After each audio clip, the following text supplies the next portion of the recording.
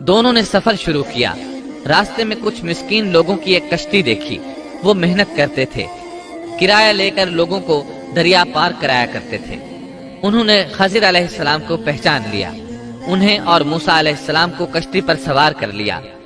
سفر کے دوران خضر علیہ السلام نے لوہا پکڑا اور لگے کشتی میں سوراخ کرنے۔ کشتی کے ڈوبنے کا خطرہ پیدا ہو گیا، لوگ پانی کشتی سے باہر پھینکنے لگے۔ اس طرح کشتی خطرے سے نکل آئی۔ موسیٰ علیہ السلام نے اس فعل کو ناپسند فرمایا اور بولے، کیا لوگوں کو ڈبونے کا ارادہ ہے؟ خضر علیہ السلام نے جواب دیا کہ میں نے تو پہلے ہی کہہ دیا تھا کہ آپ میرے ساتھ صبر نہیں کر سکیں گے۔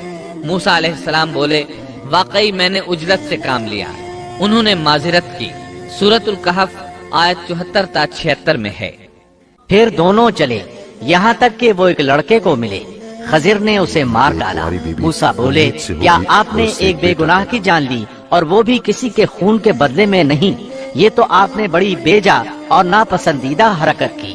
وہ کہنے لگے، میں نے آپ سے کہا نہیں تھا کہ آپ میرے ساتھ رہ کر ہرگز صبر نہیں کر سکیں گے؟ موسیٰ نے جواب دیا، اب اگر میں آپ سے کسی چیز کے بارے میں سوال کروں تو بے شک مجھے اپنے ساتھ نہ رکھیے گا، یقیناً آپ میری طرف سے حد عذر کو پہنچ چکے۔ ایک بار پھر سفر شروع ہوا۔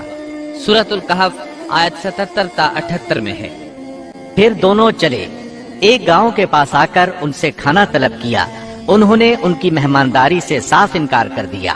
پس دونوں نے وہاں ایک دیوار کو دیکھا جو گرنے کے قریب تھی۔ اس نے اسے ٹھیک اور درست کر دیا۔ موسیٰ کہنے لگے، اگر آپ چاہتے تو اس کی اجرت لے سکتے تھے۔ اس نے کہا، بس اب آپ کے اور میرے درمیان جدائی ہے۔ اب میں ان باتوں کی حقیقت بتاؤں گا جن پر آپ صبر نہ کر سکے۔ اب انہوں نے وضاحت کی۔ سورۃ الکہف آیت 79 میں ہے۔ کشتی تو چند مسکینوں کی تھی جو دریا میں کام کاج کرتے تھے۔ میں نے اس میں کچھ توڑ پھوڑ کرنے کا ارادہ کر لیا، کیونکہ ان کے آگے ایک بادشاہ تھا جو ہر ایک صحیح سالم کشتی کو جبراً ضبط کر لیتا تھا۔ پھر انہوں نے دوسرے واقعے کے متعلق بتایا۔ سورۃ الکہف آیت 80 اور 81 میں ہے۔ اور اس لڑکے کے ماں باپ ایماندار تھے۔ ہمیں خوف ہوا کہ کہیں یہ انہیں اپنی سرکشی اور کفر سے عاجز اور پریشان نہ کر دے، اس لیے ہم نے چاہا کہ انہیں ان کا پروردگار اس کے بدلے اس سے بہتر پاکیزگی والا، اس سے زیادہ پیار محبت والا بچہ عنایت فرمائے۔ تیسرے واقعے کی وضاحت سورۃ الکہف آیت 82 میں ہے۔ دیوار کا قصہ یہ ہے کہ اس شہر میں 2 یتیم بچے ہیں جن کا خزانہ ان کی دیوار کے نیچے دفن ہے۔ ان کا باپ بہت نیک تھا، تو تیرے رب کی چاہت تھی کہ یہ دونوں یتیم اپنی جوانی کی عمر میں آ کر اپنا یہ خزانہ تیرے رب کی مہربانی اور رحمت سے نکالے۔ ان تینوں قصص اور معاملات کی وضاحت کرنے کے بعد خضر علیہ السلام ایک عظیم امر بیان کرتے ہوئے فرماتے ہیں۔ سورۃ الکہف آیت 82 میں ہے۔ میں نے اپنی رائے سے کوئی کام نہیں کیا، یہ تھی اصل حقیقت ان واقعات کی جن پر آپ صبر نہ کر سکے۔